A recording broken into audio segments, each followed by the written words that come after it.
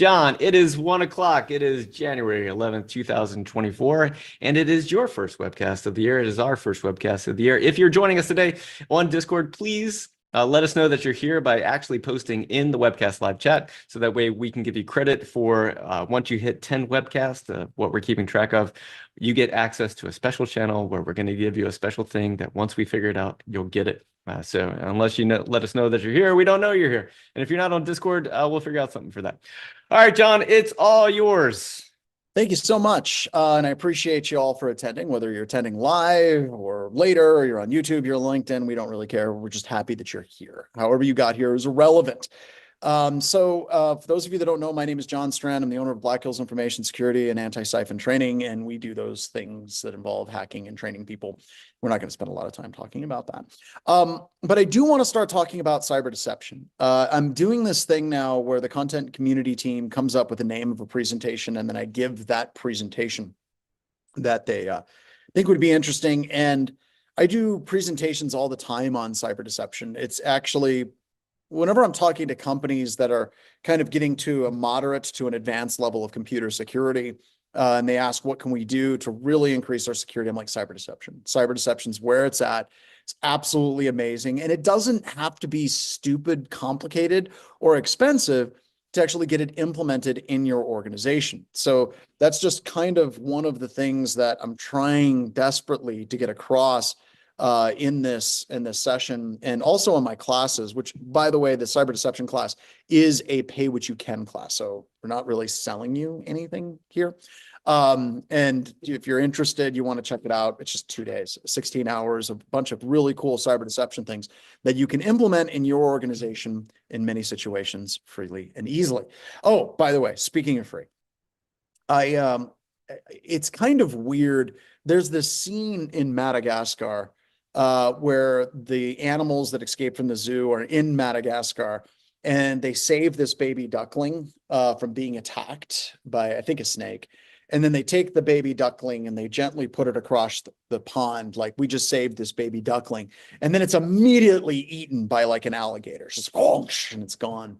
And it's kind of how I feel about cyber deception in the industry. I was teaching classes for Black Hat for a number of years in this area.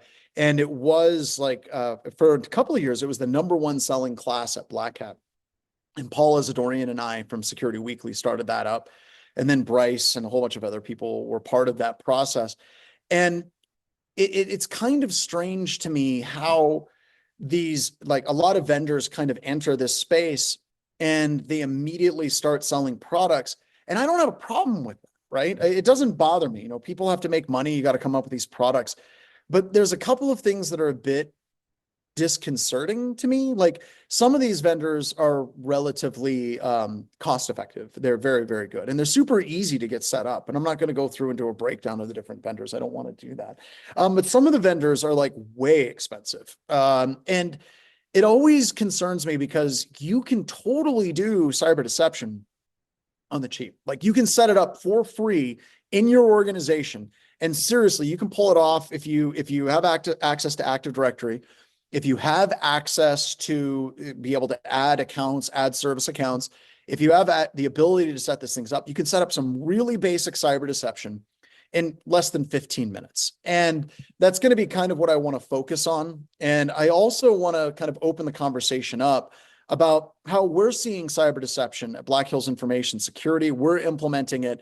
And then I also have some surprise guests that aren't going to be here like physically, but we're going to talk about some like BHIS sister companies that are implementing these things. And the reason why is it's no longer cyber deception is like this fringe thing in computer security. And it was for a really, really, really long time. Cyber deception was this concept that, was talked about in some like back corners. You would have, be at security conferences and people would say, oh, the only time that you should do cyber deception is when you've done everything else first, which I think is a real garbage argument. Like, if you've patched everything, you have good passwords on everything, you have implemented all your policies, you have a full inventory. At that point, yeah, now you can do cyber deception. And that's just incredibly wrong. Now, the logic behind that was if you're doing cyber deception, then there's things that you are not doing. They look at it as a trade-off, a zero-sum game, where if you're doing deception, then maybe you're not patching, right? If you're doing deception, maybe you're not doing passwords, right? You might be doing those things. Like there's a trade-off that has to exist in order for cyber deception to be implemented in an organization. And honestly, if you go way, way, way back, whenever people were talking about cyber deception, Lance Binster released an amazing book called Honeypots, and you should go and read it. There's a lot of technology in there that is like very deprecated, but Lance is a great way of writing and kind of sharing his views and like conversations about how he was doing these things. And he starts out with a great story of him setting up a honeypot on his kitchen table. And he's got this like desktop that he set up as a honeypot, and he's routing his traffic in, and it gets hacked. And as soon as it gets hacked, he's all super nervous about, well, what should he do? And his knee-jerk reaction is to just unplug it, right? And that was kind of his first foray into like trying to capture attackers. And he started up HoneyNet Alliance and all these different things. Just does amazing, amazing work now with like user awareness and things of that nature. But, you know, when we in the industry started with cyber deception, right? The idea was physical hardware where you would wait for the attackers to actually come in and you would be able to see them attack that particular computer system. Or another example, Marcus Random came up with this tool called Back Officer Friendly. That was a cyber deception, set up a bunch of ports on a system. And if anybody attacked those ports, it would generate an alert. Kind of one of the very first, like easy to deploy honeypots, had a full GUI implementation and everything. And I guess what I'm trying to say is like this, like I'm old. I'm very, very, very old. I've been doing this for a very, very, very long time. But these technologies has Lance Spinster, Kent Sui Lance Spinster. You can check it. It's an old book. Somebody can pull that down on Amazon. That would be awesome. Thank you so much. Nailed it. And it's been 87 years. It's been so long. But these technologies always fascinated me, right? And it fascinated me because it was a way that we could actively learn about what attackers are doing and how they're actually doing it. And for a long time, this was threat intelligence, right? So if you're part of the HoneyNet project, you would spend all of these, you would spend all of this time and effort collecting honeypot telemetry, looking at the different attacks, looking at the exploits. And back in the day, we literally detected 0 days by attacks going into different services, and we were able to reverse engineer them. And that was awesome, right? That was really, really cool. As cool as that was, it established a baseline understanding of what deception technology was, and it boiled it down to honeypots. And in Lance's book, he refers to them as high interaction honeypots. And these are usually full servers that are stood up to emulate a Windows computer server, a Windows workstation, Windows XP or whatever, and the attacker would attack that. And that would take a tremendous amount of time, a lot of effort to get those things working properly, to watch them.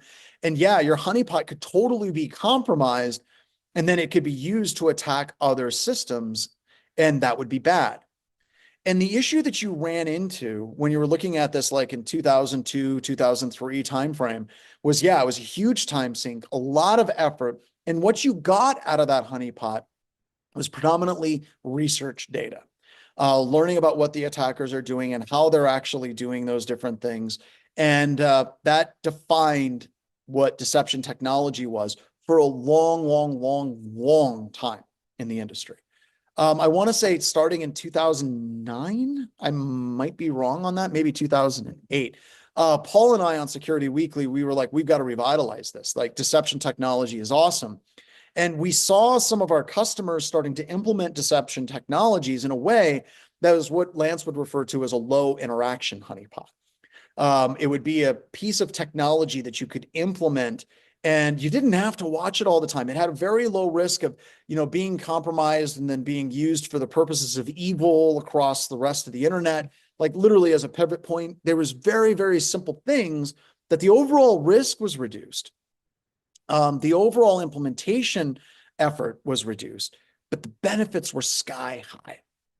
And that's really what we started pushing with the Black Hat class. How can you implement these things in such a way that you can implement it very, very, very quickly, very, very, very easily, and get that return on investment almost immediately? And that's what we've been working on ever since. And to be sure, a lot of the vendors that I have on this slide, they're very easy to install. You also have vendors that are like, well, we've got to install our deception agent on this system. And I'm like, that's getting a bit insane. There's easier ways to get these things up and running as well. The other thing that's changed in the past couple of years is MITRE released the MITRE Shield framework, and it was renamed to MITRE Engage. And I kind of want to show this to you all. I got to move my stuff for Zoom over there. So if you look at this, MITRE has released this matrix and has kind of broken things down into expose, affect, elicit, and really kind of getting into, like, if we do network manipulation, make changes to network properties and functions to have a desired effect. And the goal is to basically mess with the attacker's interaction with the network.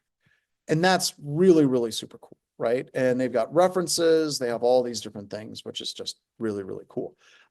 They also have setting up lures, right? Deceptive systems artifacts intended to serve as decoys or breadcrumbs to elicit specific response from an adversary. They're intended to elicit a specific response from an adversary. For example, a defender may utilize lures to enable or block the adversary's intended actions and encourage or discourage specific responses. So you're basically funneling that activity that you want that attacker to do to go to something else. Introducing vulnerabilities, API monitoring, and network analysis. And with network analysis, it's, basically like looking at things like Rita and AC Hunter, which we're going to talk about, of course, here just a little bit later. But they have all of these different things. I'm going to share this out in Discord. Somebody said Microsoft Edge. Yeah, I use Microsoft Edge because that's what I use predominantly for all of my work. And what is Edge under the hood, boys and girls? So anyway, yeah, take the bait. I'm giving links out to people. You can totally trust me. And the reason why I think that this is important is traditionally there wasn't an open conversation about a framework of cyber deception techniques that you can implement in your environment in a way that would be kind of pre-thought out by a third-party organization. And what I mean by that is whenever you're looking at any other framework that's out there, right? If you're looking at like, the critical controls, Kelly Tarala, big into that for a long time. And when you're looking at the critical controls, that is a framework where a bunch of experts got together and they said, these are some baseline standards of computer security that we all need to agree upon. And what happens is that starts driving the adoption of those different things, right? It starts driving the adoption of those different tactics for defending a network. And now we have something in the form of MITRE that allows us to kind of talk to management and not have the conversation of, well, we think this is a good idea. Why do you think it's a good idea? Because some crazy webcast that we went to, the guy told a number of fart jokes and then he started talking about it. And we think it's just a good idea because of that. That doesn't really work, right? Did we just give MITRE the hug of death? The BHIS hug of death? I think we did. Oh gosh. If somebody has connections into MITRE, could they pretty please tell MITRE I'm sorry, or tweet it out? If somebody could just tweet out at MITRE, at the Engage people, just tell them we're sorry. We love them, and we hugged them with 1,400 people. I just had 1,400 people DOS the MITRE website. Right. Well, it comes from a place of love. We got to start warning these companies. All right. So we hugged that site to death. Let's see if we can hug other sites to death as well. So we're going to go ahead. Jesus, I hate that. Okay. All right. So yeah, they're good. We like them, use them later on today when their website comes back up. You just know there's somebody at Cloudflare They're like, we just found the most unusual DDoS attack we've ever seen. It's the most diverse. It actually literally looks like 1,400 people going to the website at the exact same time. Like we've never seen anything like this before. How did that happen? So everybody panicked. And this is an older slide. And I kind of keep it with a number of my classes and things, is the idea that most organizations implement threat intelligence is wrong. That doesn't mean that threat intelligence in and of itself is bad or it's wrong or it's garbage or anything like that. It's just basically the way we think about threat intelligence, and many organizations do, is incorrect. And I want to set up the incorrect way of thinking about threat intelligence. The idea for many organizations is that we're going to buy a bunch of threat intel feeds, and we're going to implement those threat intel feeds into our detective capabilities, and then we're going to detect these attacks. And I hate that. And the reason why I hate that is a lot of the stuff that's in threat intel feeds is very out of date. It's very, very easy things to implement, like IP address or domains or things like that. And that's attackers move those things really, really quickly. Or it's threat intel that's already implemented in things that you're already paying for. Like you're paying for a firewall, you're paying for, let's say, web proxy filtering software, you're paying for endpoint protection products, and they should have that feed data like implemented on them. That's literally what you should do. But the biggest reason why threat intelligence feeds, as far as that implementation scenario, really bothers me, and I know I'm creating a straw person argument around it, is you're buying data that is attacks against somebody else's network, right? You're buying data against somebody else's network, against attacks that may have happened a week ago, a month ago, 2 months ago. And that has limited utility insofar as like, what are the attackers doing in your environment right now? Okay. And if we're looking at if we can implement cyber deception properly, then it becomes threat intelligence of not about an attack that happened on somebody else's networks, but it becomes threat intelligence on our network right now. Okay. And that is incredibly powerful.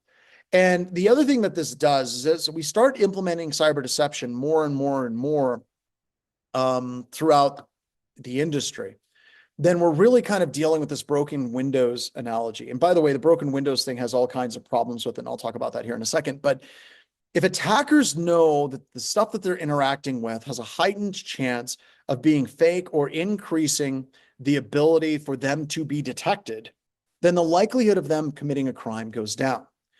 And really, like from like sociology and criminology, like they look at this as like neighborhoods that have broken windows have more crime because criminals see broken windows and they think, wow, there's a whole lot of crime happening here, and there doesn't seem to be a lot of people stopping the crime happening here.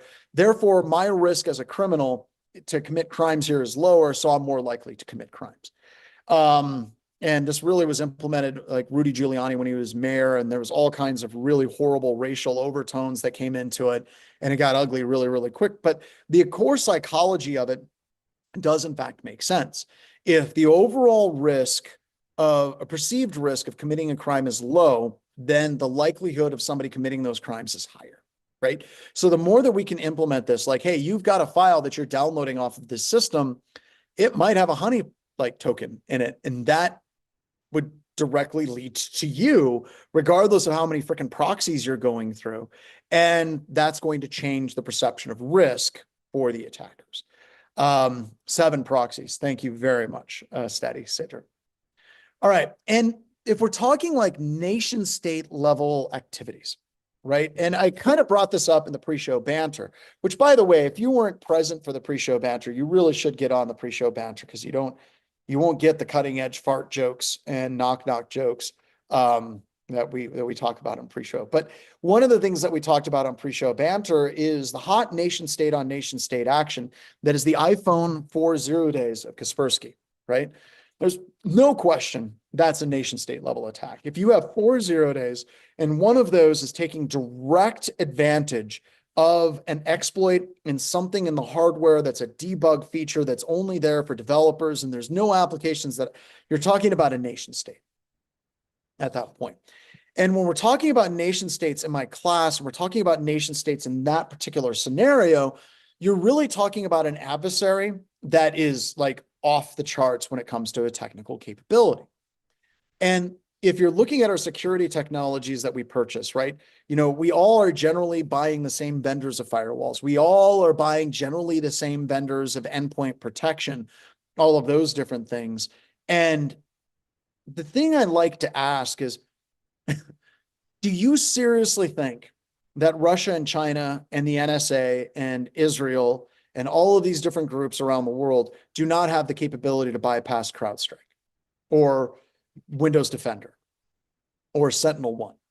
And I know that there's people that are like listening that are from those vendors, and they're totally like, well, our product is best of breed, and our product, oh, I'm offended that John mentioned our product.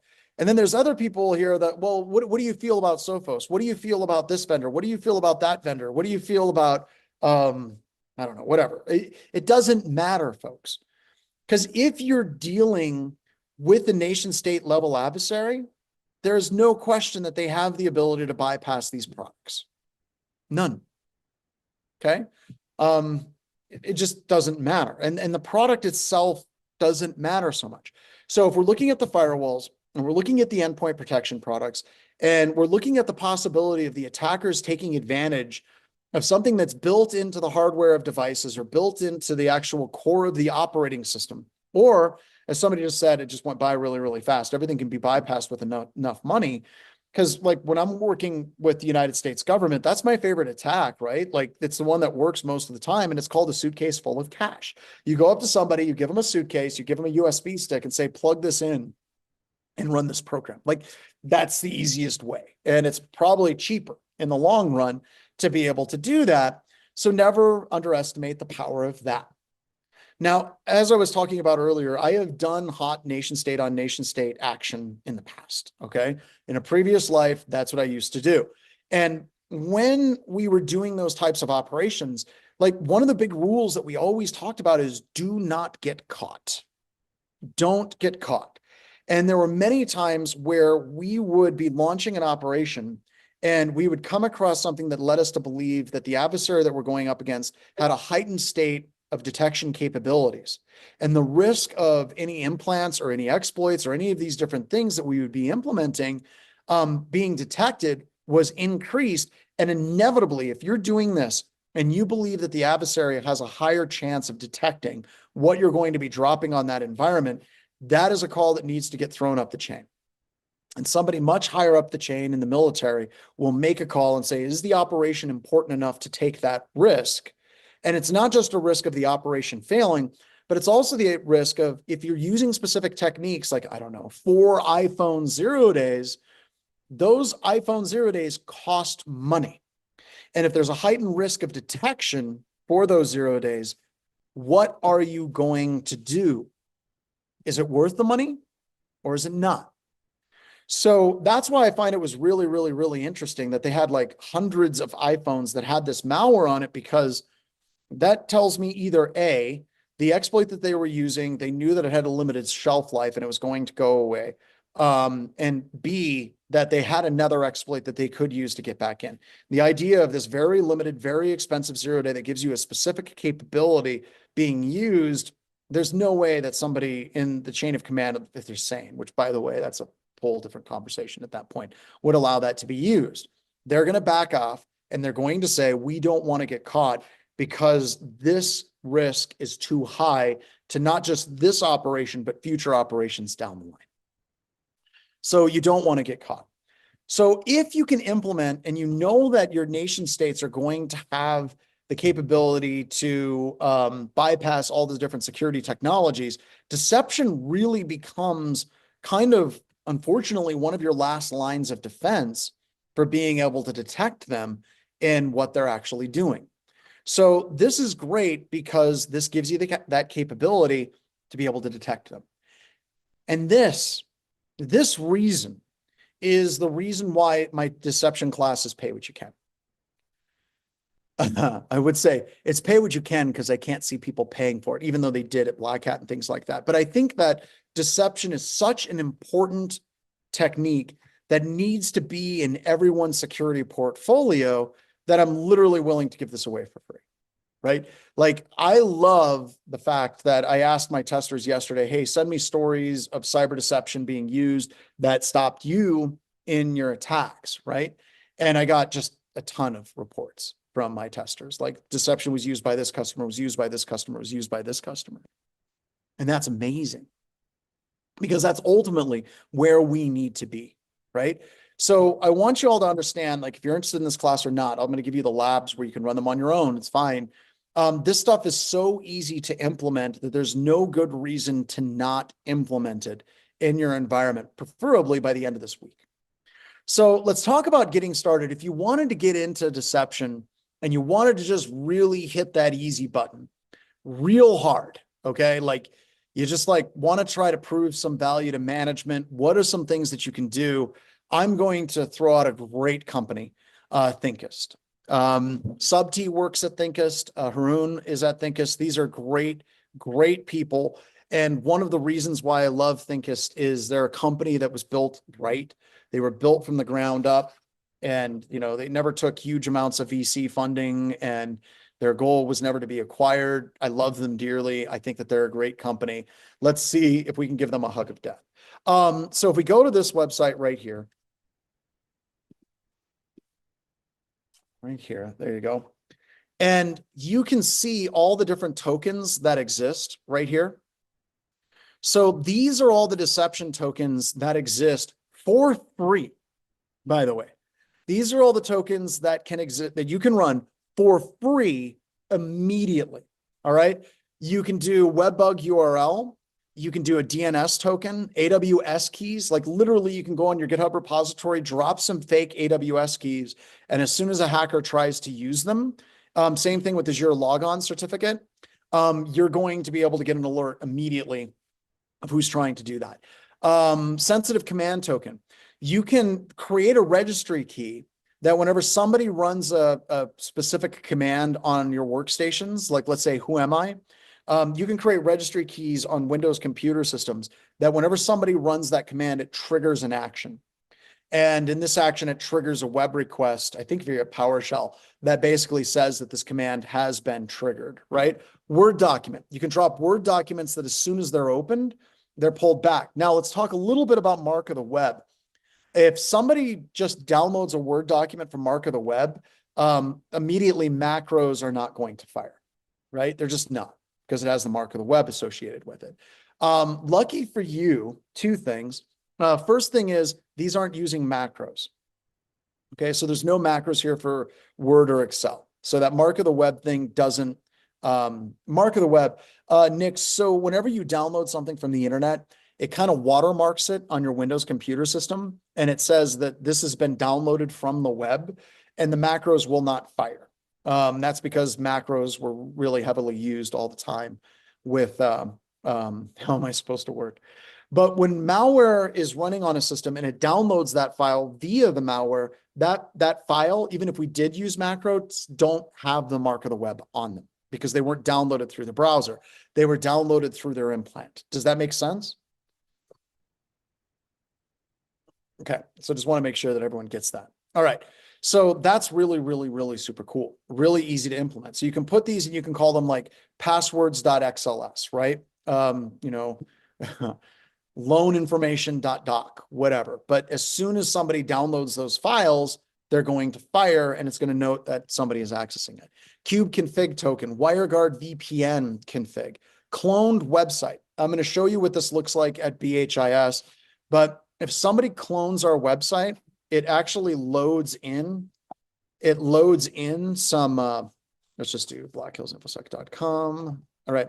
So what it does is you drop this on your website. Okay. So let's say I was going to do this with Black Hills InfoSec, and it says, if this window location is not on a server with a qualified domain name that ends in blackhillsinfosec.com, then and only then it's going to trigger this request to the Canary token website, and it's going to let me know that somebody is cloning my website. Because when an attacker clones an authentication page, they clone that page and they copy all of the HTML and JavaScript with it, and they'll pick this up too. So it's like a Hoover vacuum that pulls up more than what was actually intended. And now you're going to be able to detect your spear phishing attacks before a single spear phish is dropped in. Okay. So that is just really, really super powerful, right? What are some other ones? QR code, MySQL dump, Windows folder, log4shell, redirects, custom image, Adobe Acrobat. You can upload a random executable and it'll backdoor that executable and it'll do a beacon back. SQL Server, SVN, and unique email addresses. This is what Thinkist gives away for free. And in fact, you can go and you can actually look at their documentation and you can actually implement this. They actually have a GitHub repository where you can download and build your own Canary Tokens website. Let me share this with you all right here. There we go. So if you want to implement this, go for it. You can implement it either on their website or you can implement it on your own website. You can do it all. It's just awesome, right? Now, one of the things that I want you to notice here, let me show you something here. Let me do an AWS key. We'll put in my email address like so, do this. That was a mistake. I shouldn't have done the AWS key. But whenever this is invoked, it makes a call back. Let's go back to the JavaScript for the cloned website. Right. So I'm creating this token. Do you see anything wrong with this Canary token? Anybody? Like, what do you see here? Like, what do you see as a problem with this Canary token? Yeah, it starts with right here. Literally goes to canarytokens.com. I want you all to remember that. Okay. That's going to be important a little bit later. And you can totally obfuscate this just by clicking this button and it obfuscates it for you. So obfuscation is built in on that. So, but even if you did obfuscate it, you would still see the request for canarytokens.com, right? You would still see that obfuscation. You still see that call going back to it. All right.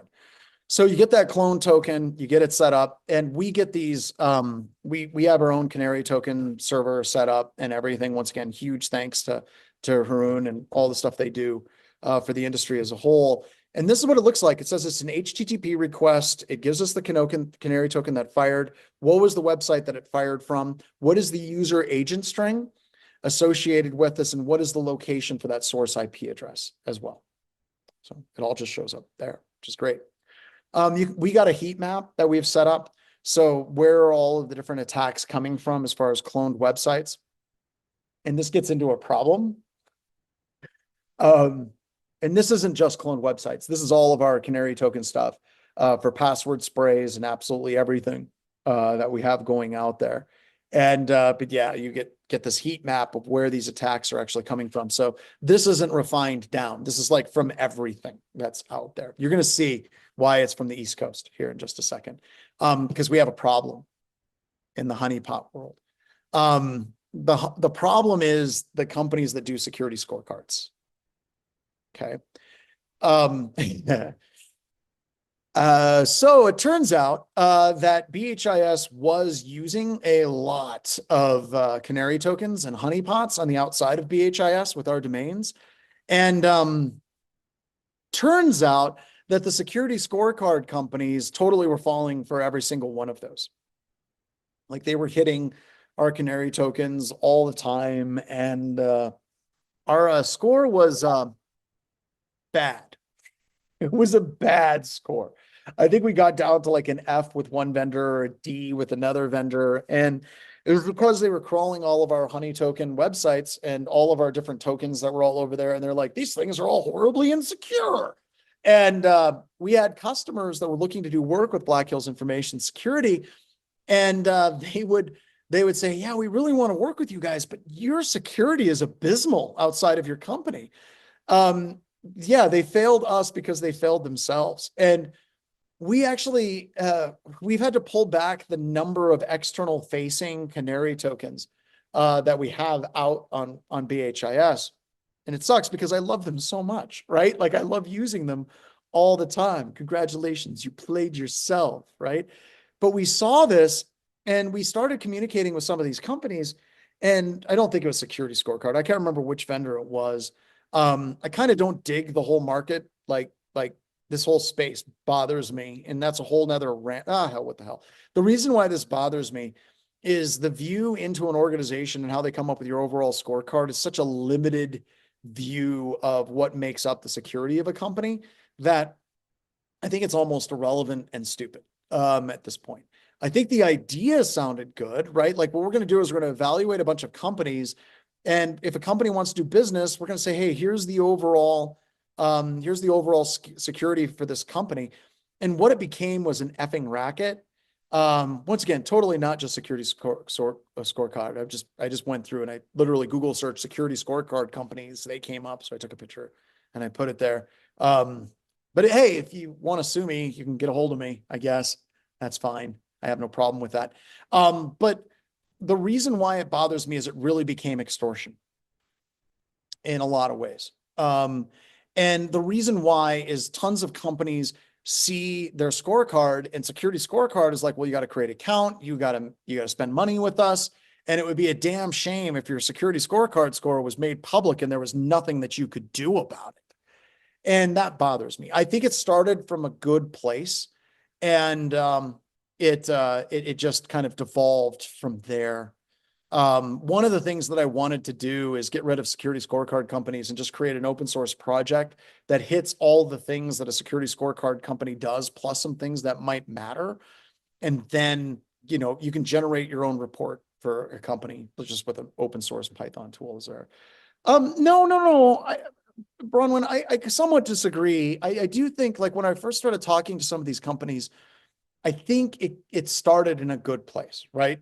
And then it evolved into, they brought in money men, and then the money men just were like, we can make a lot more money if we just scare people. So I know, I know that they're going to end up contacting me on this, but hey, this is just the opinion of one person.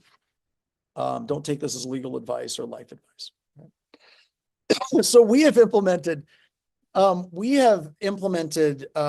like canary tokens and not just canary tokens, but a bunch of honeypot technology all over the place in Black Hills Information Security SOC.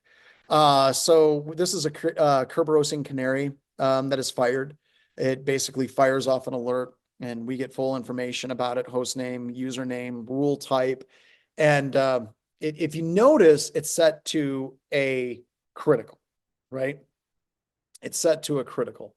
And the reason why is whenever you create canary tokens, right? If you're setting up Kerberoastable accounts, if you're setting up canary token user accounts, all these different things. And if anybody interacts with that, that is not like a false positive that needs to be investigated. That is absolutely something that has to be hit. You got to look into it immediately. And the other reason why I think that these are so important is one of the things that we've learned over the past couple of years of starting up our own SOC business is SOC technology breaks. Your EDR is going to stop reporting. Your pipeline for the EDR, whatever you're using to basically generate alerts all the way through to a ticketing system, is going to break. Like, you're going to get into these situations all the time where these technology pipelines are going to break. The biggest reason why we see these things break, other than WEFs, which we're going away from them because they're buggy, is simply because we run into situations all the time where parts of a company aren't properly updated or deployed properly, right? Like, it's possible a customer hired us to do SOC services, and then they have this office in Hoboken that Windows Event Forwarder. Mick. Mick. Sorry, dude. You totally got me with that, Mick. So yeah, Better Safety Net totally nailed me really quick. I was going to explain to Mick what a WEF is. By the way, Better Safety Net and his company are one of the companies that helped us set up our SOC. So huge props to Mick, and he can give a link to his company. But they're awesome. We work with them on a bunch of things. They're super cool. So shout out to them. But when somebody interacts with this, it absolutely means that something bad has happened. And what this does is it fills a gap. So let's say that Hoboken doesn't get the update. Let's say that Hoboken's EDR is broken. Let's say that Hoboken, they don't actually get the EDR package, and an attacker compromises one of those computer systems, and then they start doing a Kerberoasting attack. And this is one of those fallbacks that allow you to detect that. And this is absolutely like saved our ass and our customers' asses a couple of times, where it's like all of a sudden we get this alert from this IP address. And we're like, where is that on the inside of the network? And then they're like, well, we aren't even ingesting anything from that network segment at all. And then the customer, we go through and we investigate it. And then the customer's like, oopsies, we forgot to deploy your software for your SOC on that network segment. But hey, it's a good thing we caught it. So it's really, really just super valuable there. So curb roasting. On the topic of curb roasting, I have a request. That's Canary tokens. Did I already close the link for cred defense? I did.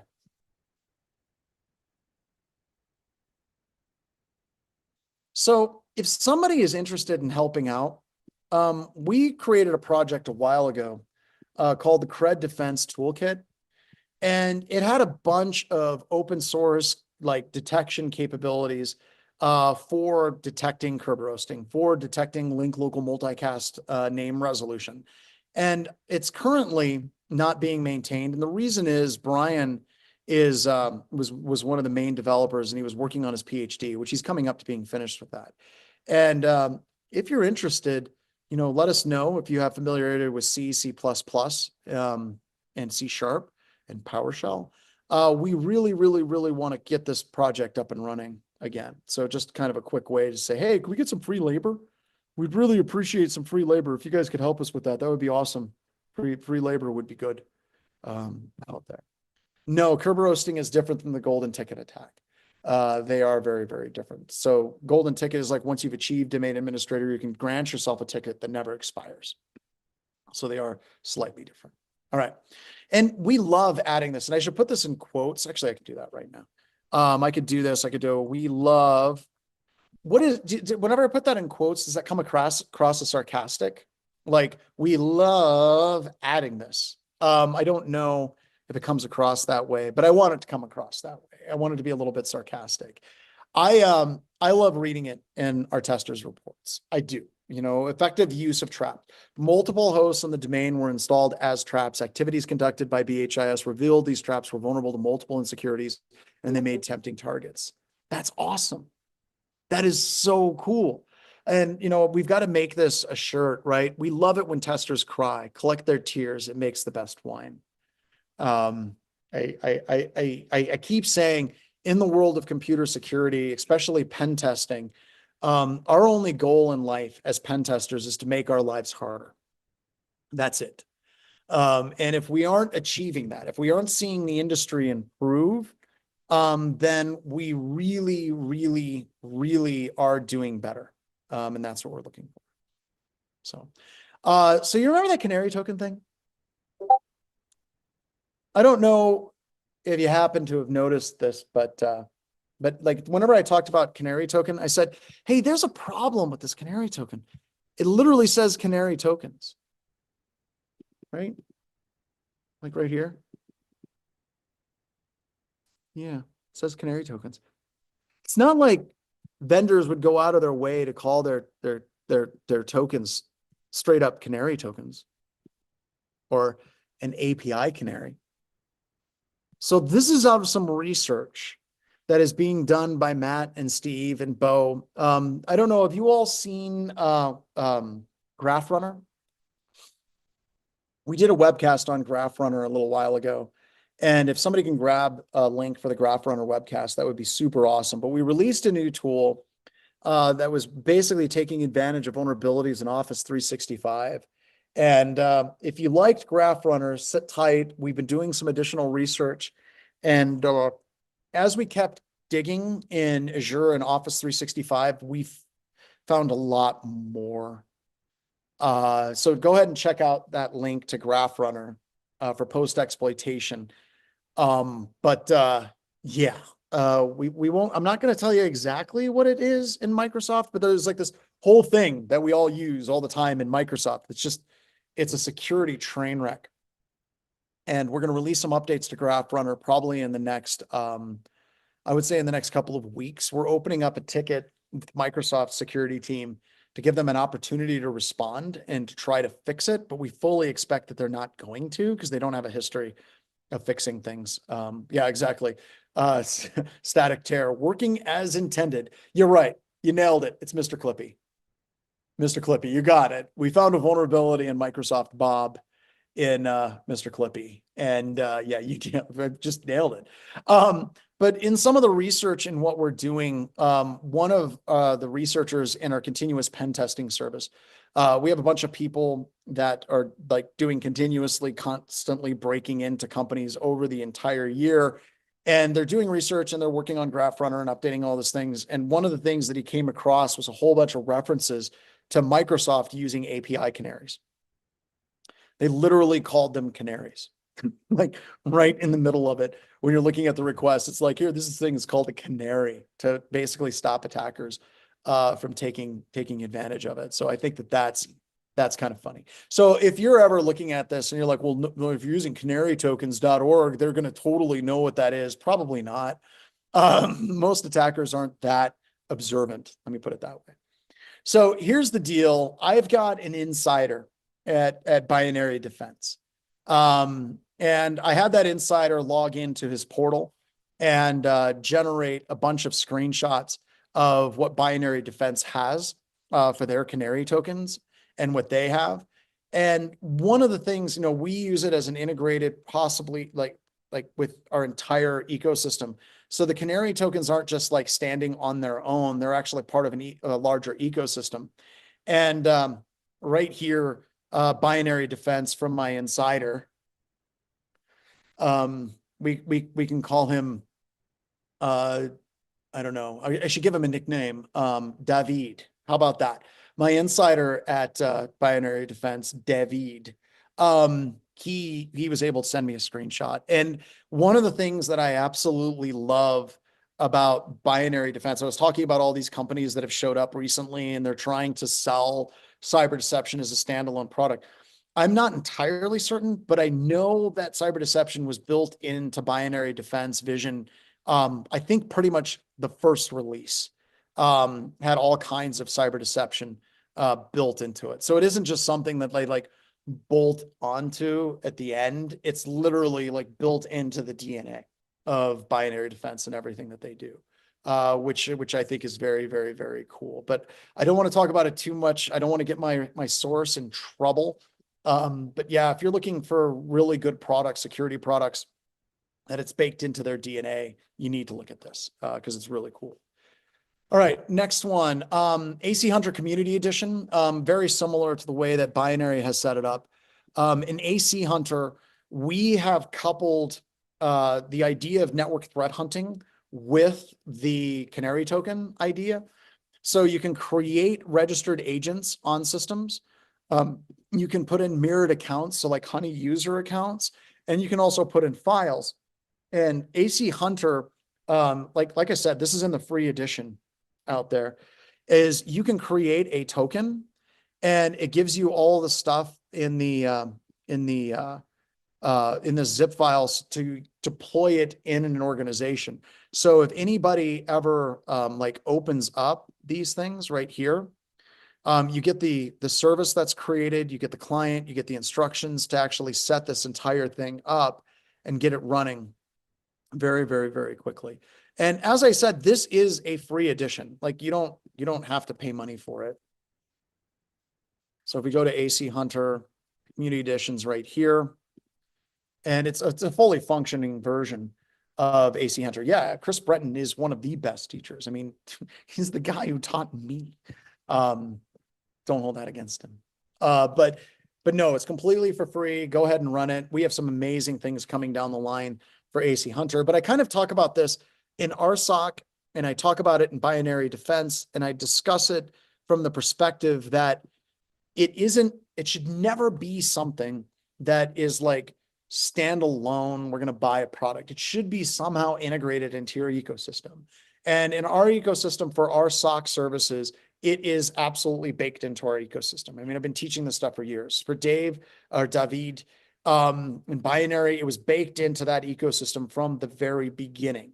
If, with AC Hunter, we're incorporating it because this is an enrichment, right? So with AC Hunter and the way that we use it, if somebody triggers a token, I want to be able to know, is this IP address actually being used anywhere else? So I can like click on this and I can do a deep dive on it. And that just completely failed on me. And I can get additional details about this different token name and how it was actually utilized. But we want this to be part of an ecosystem, to like feed into other things and not be just its standalone that's out there as well. So just really, really super cool. Check it out. I love companies like Thinkist. I love companies like Binary and Trusted Sec, and what we're doing at AC Hunter, I think is pretty cool too.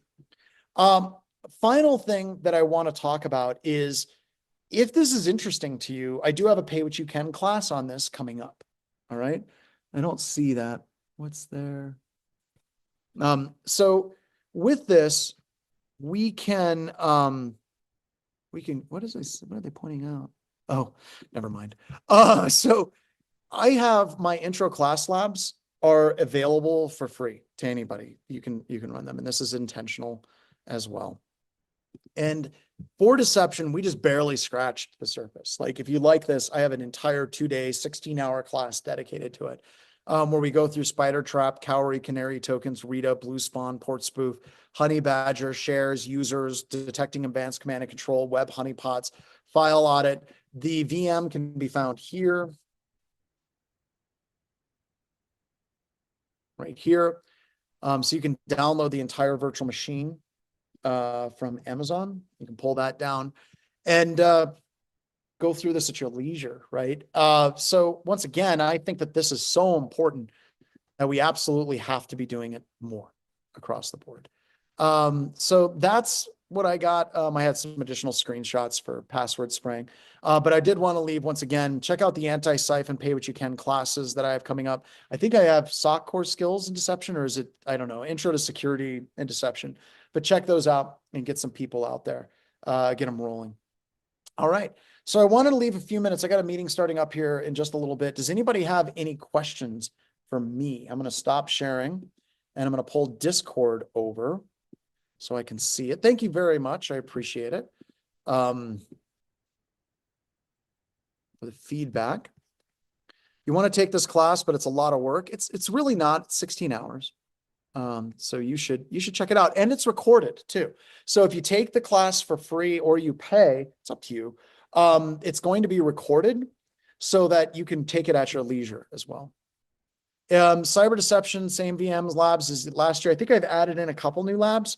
And we also have a virtual lab. So if you're on a Mac or you have a crappy computer, or your corporate policy stops you from running it, I have an unnamed benefactor who is covering the cost of everybody that wants to have a virtualized free cloud instance of the VM for the labs. He's covering the cost for everybody at no charge. He doesn't want to be known yet, who he is, but we really, really do appreciate what he does. And by the way, you know who I'm talking to if you're there as well. All right. Hey, John. Yes. Well done. Well done. I mean, always. And for the people who are thinking about taking the training class coming up soon, reminder that when you get to the registration page, there's a button that says tuition assistance.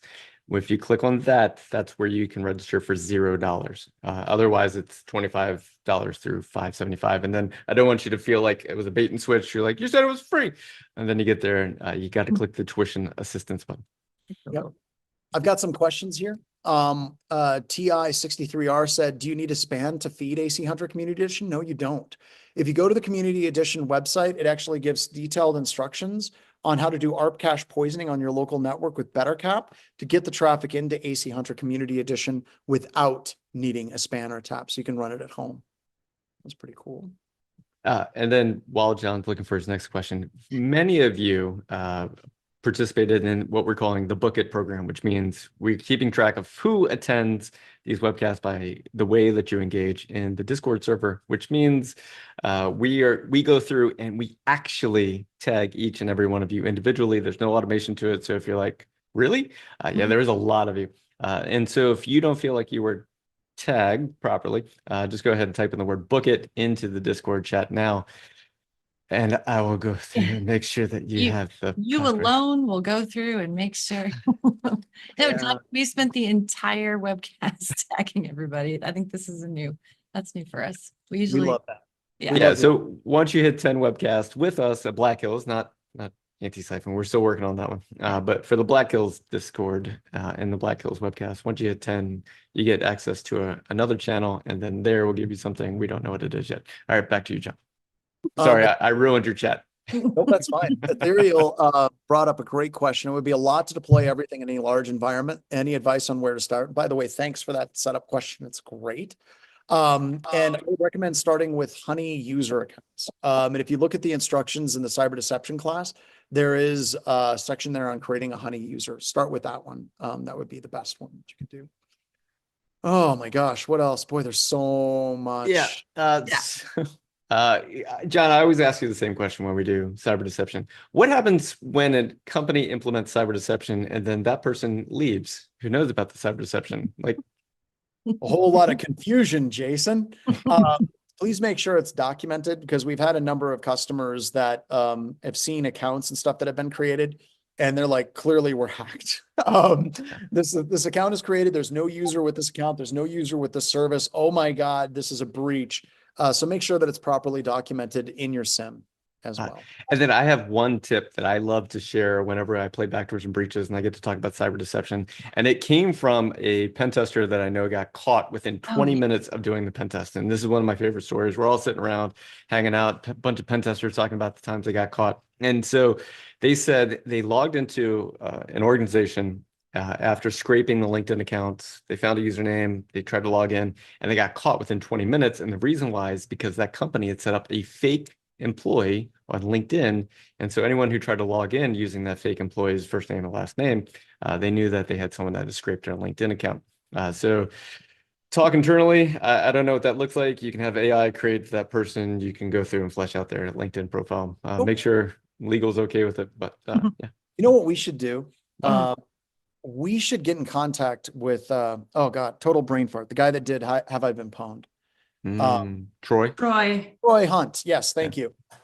We should get together with Troy, and we should incorporate the capability for companies to seed fake user IDs and passwords inside of his data set. And the reason why I think that would be a good idea on the commercial side is if somebody like tries to download those things, or they try to go after the accounts that are listed or something like that, maybe that could be used as a way of like you could add some detective stuff. It'd be difficult to do. It's not straightforward, but it would be neat. Someone mentioned in the chat that we did a pen test for them and we hit their honeypots and they were like, neener. Exactly, right? Like that's the point. And I am so excited like when the testers are pissed at me for it. They're like, oh, I wasted like 2 hours on that. And I'm like, yes, it's working. It's working. All right, John, we're wrapping up. So could you please give your final thoughts on this webcast and also do a little vision casting for 2024? I think 2024 is I'm hoping it's a good year. I think that we're going to continue to have more and more breaches and all that stuff. And I guess we can look at that as a couple of different things. One, yeah, there's more breaches, but it's job security. And I fundamentally believe that things are only fragile till they break, and then they get stronger. We rebuild stronger. All the hurt, all the bad things that you've ever been through in your life make you stronger as a human being. And there's a lot of people that have been through like really shitty things, and it makes you better. And I'd like to think that what we're seeing here in the industry is, yeah, there's a lot of stuff that's breaking, but it's going to make us better. It's going to make us wiser. And I do not believe that there's any problem in computer security that cannot be solved with education. Everything can be solved with education. And that education comes from us in these free webcasts, our pay what you can training and Anti-Siphon, but it also comes in places like Discord and the community that we have here. InfoSec Twitter went down in flames. It's awful. It's just bad. And nothing's really kind of taken its place. And we haven't had a good, safe community. And what we're trying to do is create a safe community where education, sharing of knowledge can be done in a safe place. I do want to caveat that with, if you're an a-hole, we're going to remove you. We'll warn you and say, hey, you're being an a-hole. But if you're arguing with somebody and it becomes ad hominem, if you're arguing with somebody and you're really badgering that person, that's not what we're about here. Here, I want to teach you all how to argue. All right. This is easy. This is super, super, super simple. If you're in the world of computer security and you decide to argue with somebody, you absolutely can argue with someone. And you can do it with love. And I was arguing with one of my friends and we were arguing about Star Trek. I love Orville. The Orville is an amazing show. And I feel like it is the truest successor of Star Trek that is out there today. Right? Let me know if you agree or you disagree with me on that. Just let us know here in Discord. My friend is a huge Star Wars fan or Star Trek fan, huge Star Trek fan. And he hates that take, just hates it. Lower Decks is amazing as well, right? But there's people that hate Lower Decks, right? Because it's funny and it's making fun of Star Trek and it shouldn't be making fun of Star Trek. And we get into a spirited argument and a spirited conversation about Orville versus Star Trek or Lower Decks versus whatever that's out there. We disagree, but I love him like a brother, right? I can walk away from that argument and still absolutely care about that person. And that person can care about me. I'm not arguing to try to tear him down as a human being. We're simply having a disagreement and we can do it in a professional, fun way. And at the end of the day, our opinions really don't matter. It's just a conversation. And from the outside, yeah, it can look like we're giving each other horrendous amounts of shit, but we love each other. And I know that a lot of you have had arguments about music. You know, you've had arguments about science fiction. You've had arguments about all these things. And as a human being, you can argue about those things without hating each other. And that's where we need to be. And that's the level of respect that needs to be here all the time. And with that, I've got to go. Thank you so much, everybody. All right.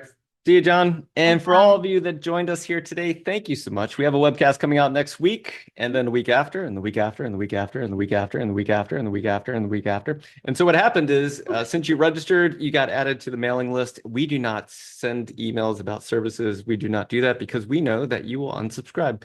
And if you unsubscribe, then I don't look like I know how to do my job.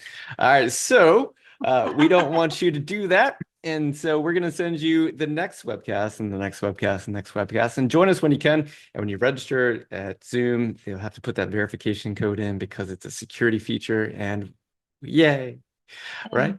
And I think you can create a Zoom account and just bypass all that, right? You don't have to code. Some people don't want to do that. It's fine. Yeah. We didn't mention this, but if you ever need a pen test, red team, threat hunt, active SOC, GRC, anything that you can imagine, we do this at Black Hills, and we'd love to do it for you if you would like to hire us. And if not, keep coming back for the free webcast and improve your own security on your own. And then if one day you need us, you know where to find us. And I think that's it. Yeah. Thanks, everybody. Thanks for engaging in Discord. Discord lasts for forever, so please keep engaging. Deb, do you have something? We'll do some post show. We'll do this is the end of the webcast, and we'll do post show because we want to talk about what we're going to be this weekend. Oh yeah. If you got to go. All right, so the webcast is over. All right. Woo. Yeah. So we are going to be at ShmooCon this weekend. We are not going to be sponsoring, but we are going to be attending. Jack from Darknet Diaries is going to be there, and he's going to be doing some signing of the comic that we partnered with him. And he'll be at the Trimark booth at 1:00 on Saturday. So if you're at ShmooCon and you want to meet Jack, Darknet Diaries, 1 p.m. Trimark booth, and you can meet us too, and it'll be fun. That's all. All right. That's all I want to say. And Kelly, you got some GRC stuff coming up. We'll work on that and let people know. You got a webcast coming up in a couple weeks. And so if anyone has any GRC, like if you want to learn about GRC, go ahead and put that in the chat so that Kelly can I'll make sure I cover that. And I make sure I cover that. Brian here is from New Zealand. And so if you're ever on Discord and you ask a question and it doesn't get answered, it escalates up to Brian, and Brian makes sure that we make sure that it gets answered by somebody. We try to. Root Beer says GRC for life. Kelly, GRC. If you see us at the lobby at ShmooCon, please say hi. Please say hi. Yeah, I'm sure I'll wear my hat. We're not hard to find. You're welcome. Are you going to be able to get there with the weather? Yeah, we'll make it. What's with the weather? I haven't even checked. Snow. With the snow. Snow across most of the United States, unless you're in Florida and it's just raining and cloudy. Yeah. Oh, you That's sound Florida sad about evident. that. Well, everybody, Oh. thank you. I think that's it. There's like 650 of you here. A Yeah, lot do of times we you do post-show banter. We answer questions. Sure. It's just John had a meeting, so he had a hard stop. If you have any questions for us, probably non-technical that we can answer, we would love to answer Yeah. your questions. What questions do you have for us, if any? Oh, Or you just want to say yeah, hi? I guess people could ask us questions. Sure, sure. Or Um, GRC questions. Kelly could answer that. That's a big topic right there. That is. That is. What would you say GRC is? So, that's a good question, Jason. And I don't know if you're being sarcastic or authentic, so I'm just going to run with it. Yes. So, GRC is guardrails.